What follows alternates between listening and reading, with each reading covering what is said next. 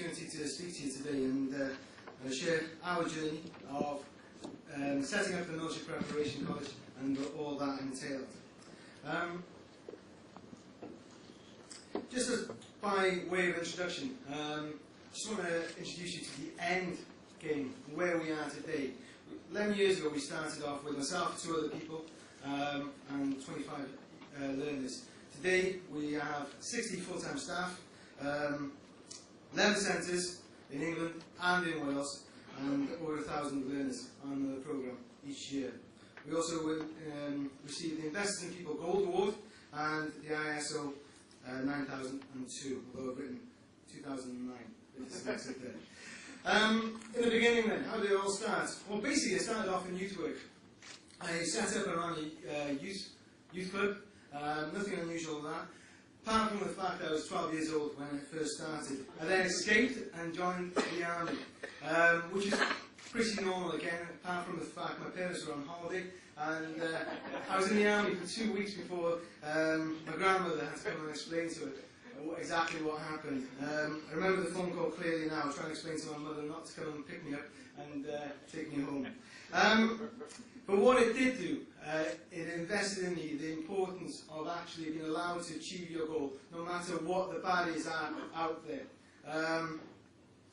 So already that was a founding cornerstone of who I am today. I joined the army then, had 15 years, really enjoyed it. I found a way of learning that fitted for me. It's very physically demanding, and the expectations were extremely high. Pass marks in the army tests and 90% or above. So anything else, you're retested. And the expectation, again, is on the instructor to make sure that individual achieves the actual standard, no matter how long it takes and what it takes to achieve that standard. I moved on then into recruitment and spawned the idea of running my own military preparation college, because 99% of young people that attempt to join the armed forces and are deferred for whatever reason.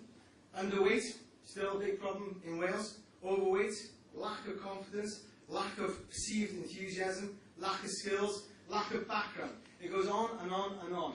And if you read the NEAT agenda, you'll find all those descriptives in there. 99% of them do not return. Something had to be done. So we formed the Military Preparation College. A part of that, I realised I needed financing, support from South East Wales Tech, and support from the Army. They're the partners in the actual grand scheme, grand plan. The finance was quite easy. Persuading the Welsh Assembly, that was quite easy. Persuading the Army wasn't so easy. I wrote a 50-page business plan, explaining exactly how we do it, right down to the how many pens and paper we need. Presented to the Army, and they didn't quite like exactly what I had in mind for them. Went away, gave it to a friend, changed the cover of the business plan. He presented the same business plan the next day, and they gave him the contract there and then on the one proviso that they'd employ me. I think it was about 4 months before they realised what had actually happened. But that's how we started. That's true. I wanted to work in an environment where the culture was a healthy culture. I wanted to work in an environment where people would smile back at you, where they're proud to get up and go to work each and every day. And to do that, we had to ensure that we had a no-blame culture. We took the staff away for a week's training, and we called it Foundry, because it started off in the very, very early part of developing the company. And for that period of time, we developed the core values. The staff gave us the core values, far more than we actually have today. And that's what they told me was the sort of company that they wanted to work in. And that included honesty, integrity, diligence, consistency, loyalty, robustness, empathy, respect, transparency, team player, pride and dedication. Those are the core values that they wanted, and those are the core values that I wanted to embed into the organisation. And they wanted us to set high standards as leaders, in order for us to set high standards for the young people that we train.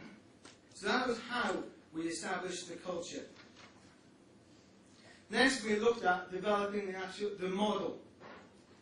I knew exactly what I wanted to do. I wanted to prepare young people as thoroughly as possible for a career in the armed forces or other career routes. That is the mission. That is on every wall, in every centre, in every classroom, as is the core values. In order for us to achieve that, we had to ensure that each and every time the students came in contact with the staff, they took 100% responsibility for their learning. So if a student was failing, it was our fault from the very start. We need to be able to measure that. So we established our own key performance indicators, which are currently also the key performance indicators that we have to report back to the Welsh Assembly. But that was attendance. People will tell you very quickly if they're not enjoying the lessons that they're achieving with their feet. Whether they're achieving the qualifications, whether they can engage them in the classroom, and whether they are successful at the end of that process and actually achieve their goal of going into the armed forces or other career routes. But as a byproduct, what we'd actually developed wasn't a military preparation course, was an employability course. As Sir Adrian Webb mentioned early on, we're focusing on the lower key skills, the lower skills that people require to not only get employment, but to stay in employment. And that has been the same from the day that we actually started.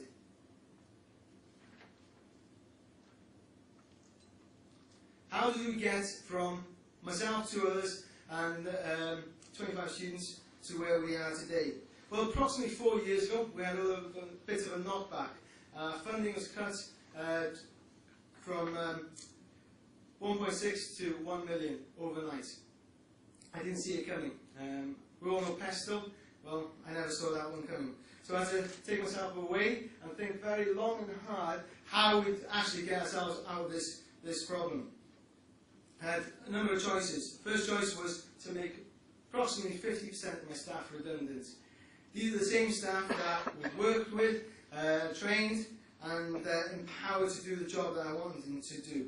Or look for alternative funding routes. So I went carpetbagging, if you like, into England and managed to secure contracts there. We now have 5 centres with Military Preparation College and 2 centres that run a similar programme but through a sports provision. All really successful. So out of a negative, we turned it into a positive. Why? Because we went back to the actual core values. But it also spurred me on to look at other alternative funding, a little bit less conventional. We set up something called British Military Fitness, a franchise of London, where we train young people who want to get fit in the parks with a military theme. We now have 700 members throughout Wales and England. We also have a corporate training. We just had a team come back from Alaska, 20 people who really enjoyed it. And we also have over 300 students who are currently on a schools programme in England and Wales. So it was those 4 years ago was a rude awakening, if you like. With the growth, it was important for us to be able to sustain what we're doing. We'd already achieved high key performance indicators in those 3 areas. So it's vital that we were able to sustain that. And we aim to do that by developing an inspection framework that was robust enough for us to achieve what we needed to achieve. That inspection framework incorporated the same inspection criteria as you'd see in Eston and in Ofsted. Because it works. Because it works. We've also put in a few additional, such as drill and turnout, bearing, cleanliness, hygiene. Those work for us as well. But the inspection framework then became a blueprint of how to run a good centre. For us to be able to run exactly the same quality here in Cardiff, where I'm based, with the remainder of the senior management team, exactly the same thing goes on in England to the same levels of quality. We had to focus on staff training. Last year we spent over £80,000 on internal staff training, which is, for an organisation our size, is a fair proportion. But every penny of it well spent, we feel. We had to work on ourselves as a senior management team and how we communicate to the staff. I've already told you, we take the staff away each year on Founders Week, where they're indoctrinated into the culture of the programme, and where we go through the business plan with them. But the feedback we had off that wasn't as positive as we expected it. So we came up with a different way of communicating the business plan to the staff. And we came up with something very simple. It's not a technical gadget or electrical wizardry. It was something extremely simple. And we went through the strategic priorities for that year. And the first point on it is the key performance indicators. We keep on hammering the same points again and again until we get it. Retention, progression, and attainment of qualifications, 80%. Also, they need to achieve a high level of inspection grade, level 2 or above on our inspection framework. Social responsibility was the feedback that we received from the staff, was important to them. So we indoctrinated that as part of our culture and programme. Community projects, charity events, citizenship were all embedded into the actual structure of the organisation and programmed in. The company approach has to be a one company approach, a strategic approach. Managing of people and people management. Developing individuals for themselves. A company training plan that's followed through. A reward and celebrate achievements. We do it with the students quite well, I believe. At the end of every term, the students have a presentation evening. Some of you in this audience have actually been there. However, we don't do it with the staff enough. That was the feedback, and that's what we put back into the college now. And personal assessment reports, where people are assessed on how they live up to the company core values. Feedback should be continuous and honest in all directions. And last but not least, we put in the core values there again. So that was the tool. It's a little bit tatty, the one I have, because it goes in the wallet, that we use to help communicate our training objectives, our objectives as an organisation over that particular year.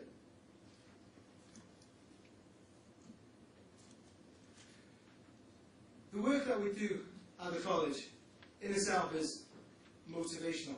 It makes my life a lot easier. Most of the students, if not all, come back and let us know how they get on.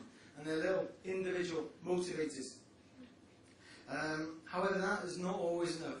We as leaders have always got to be conscious on the work that our staff do, the actual work that our staff do, and reward success and reward hard work. But also to be firm on people who do not buy into the culture of our organisation. I've learned a great deal over the last 11 years. I feel like I'm only on the start of it. I feel completely out of my depth standing up here. I've got so much more to learn. But I've enjoyed every minute of working with students and focusing on working on the staff in order for them to deliver a programme that is successful. The way forward then? Well, we've heard about change and what's going to happen in the future. For us, that hasn't, there's no difference. We're in the middle of tendering now for 2011. That's an extremely uncomfortable place for us to be. We just started a new programme in England, which is the foundation learning, and that's extremely exciting. But what I do believe is that we've got a model where young people succeed and they come off the NEET category. And if we're able to expand that and grow that, then I'm sure we'll be able to reduce the number of NEET people in our country. Thank you very much. Before you go, I just wanted to ask one brief question, because that last point really gets me. I've talked to a lot of people in schools in Scotland and elsewhere, particularly in the west of Scotland.